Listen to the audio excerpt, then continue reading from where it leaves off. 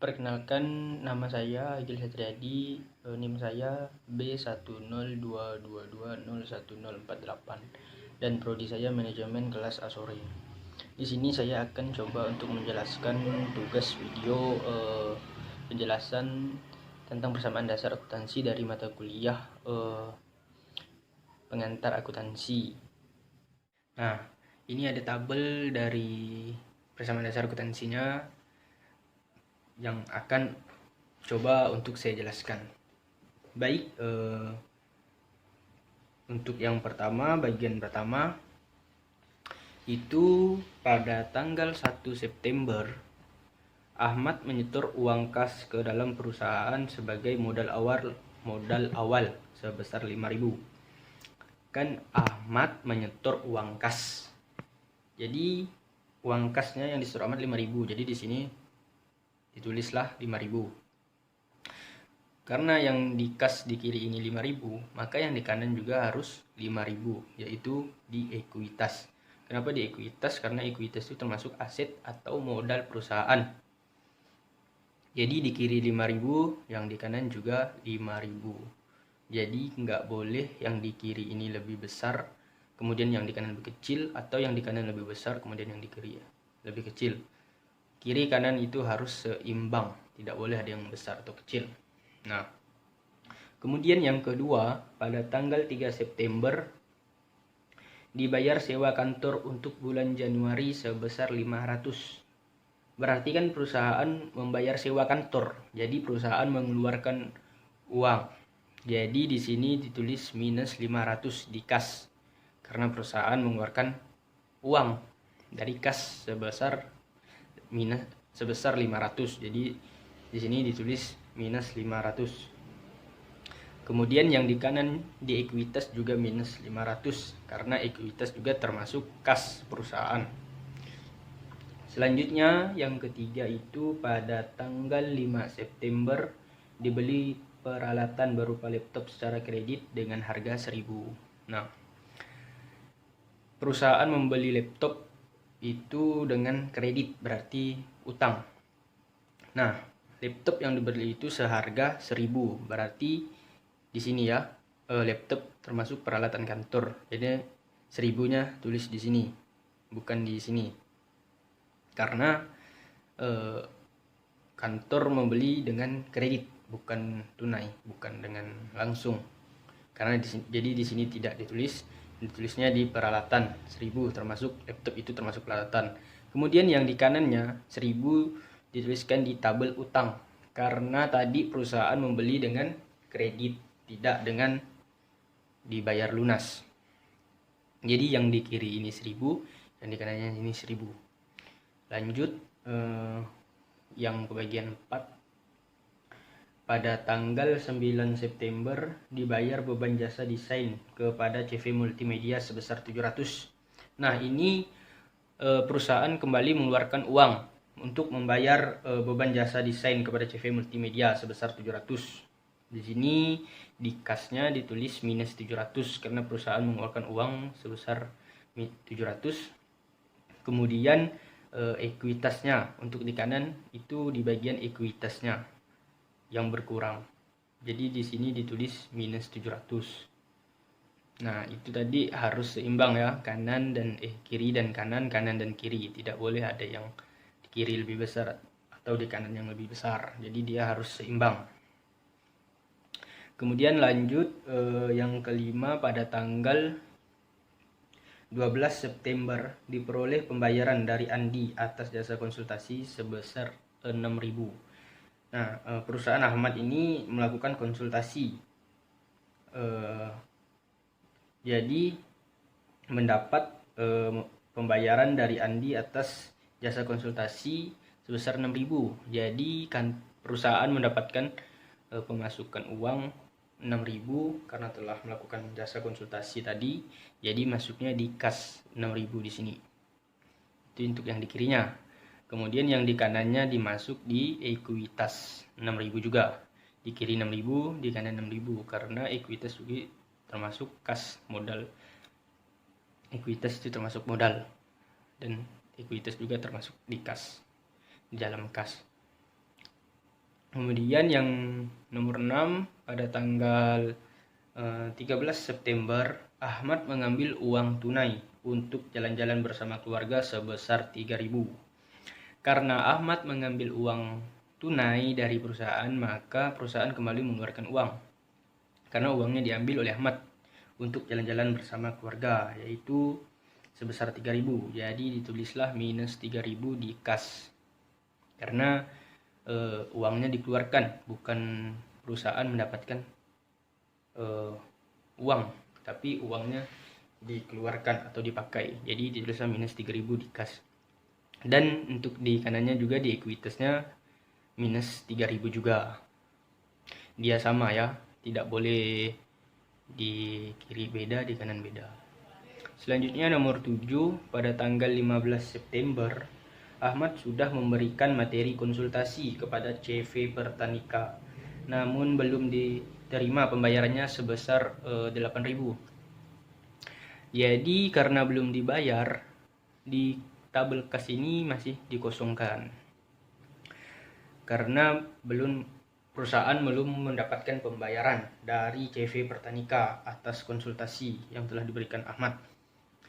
Karena CV Pertanika berhutang kepada perusahaan, jadi ditulislah 8.000 itu di piutang. Karena piutang itu orang yang berutang kepada kita atau perusahaan, bukan kita yang berhutang kepada orang lain.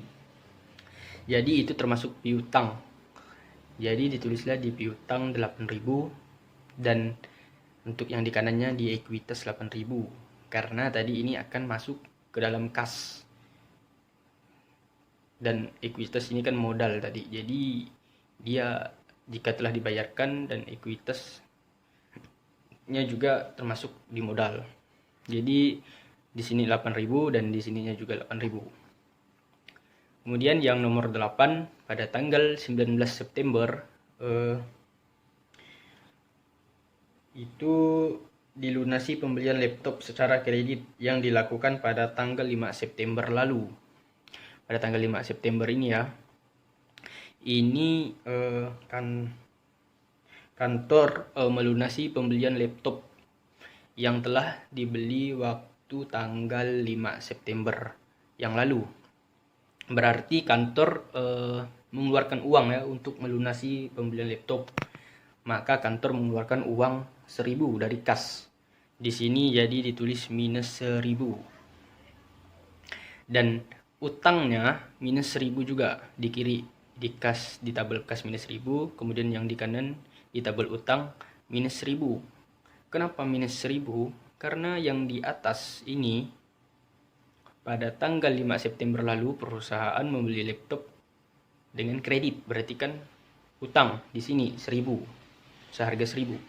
Kemudian pada tanggal 19 September saat ini kantor melakukan pelunasan terhadap pembelian laptop waktu tanggal 5 September lalu.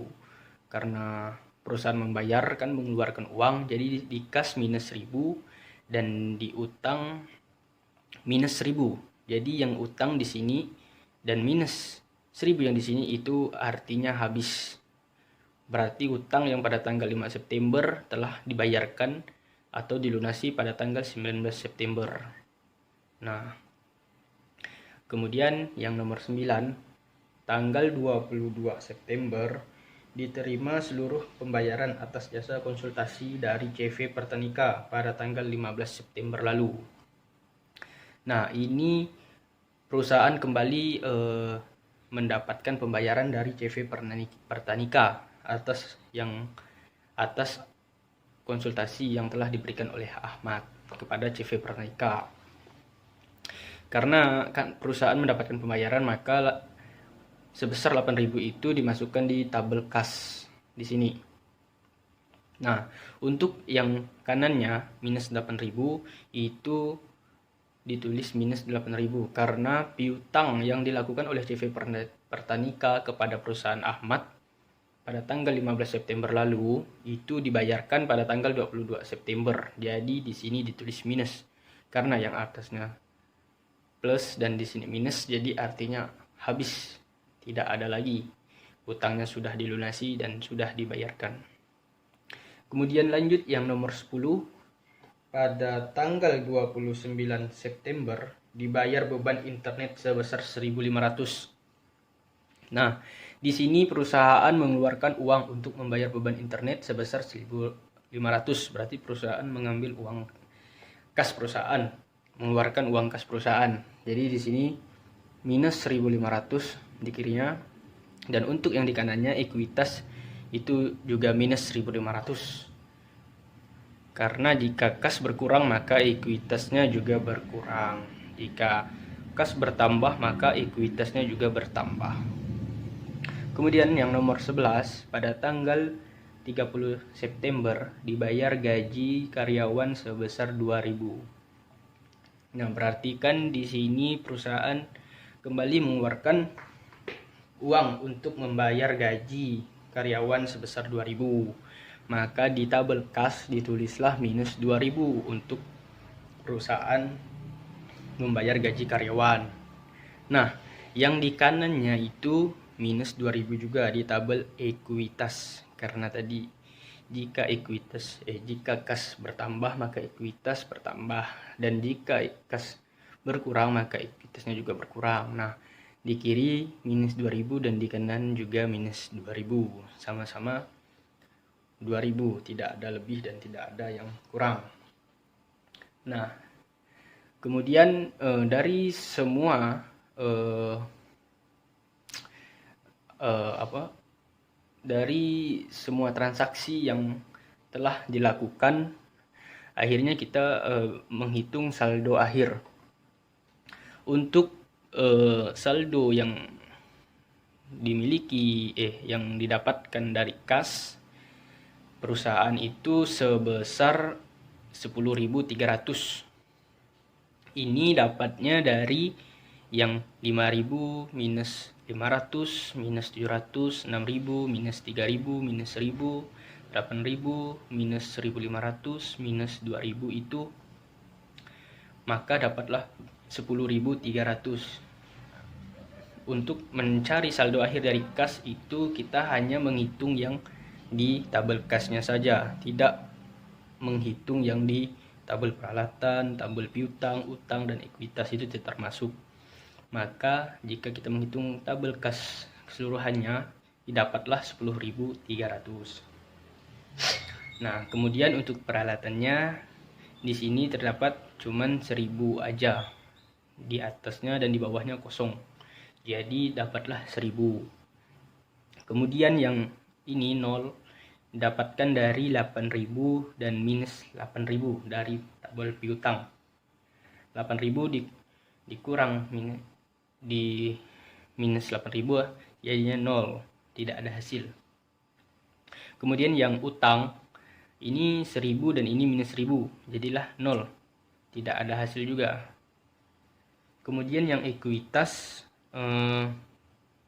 ini sama juga kayak tabel kas tadi, ditambahkan keseluruhannya 5.000 ditambah minus 500 minus 700, 6.000 minus 3.000, 8.000 minus 1.500 minus 2.000, itu dijumlahkan semua dan dapatlah 11.300. Nah, yang di kanan ini 11.300, yang di kiri 10.300. Di dalam pembuatan persamaan dasar akuntansi kan kiri dan kanan harus sama. Nah, yang di kanan 1.300, yang di kiri 10.300.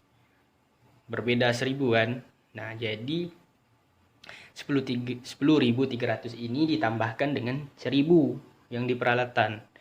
Jadi hasilnya 11.300 dan kanannya 11.300 juga. Nah, itulah penjelasan dari saya tentang persamaan dasar akuntansi untuk tugas persamaan dasar akuntansi dari mata kuliah persamaan akuntansi.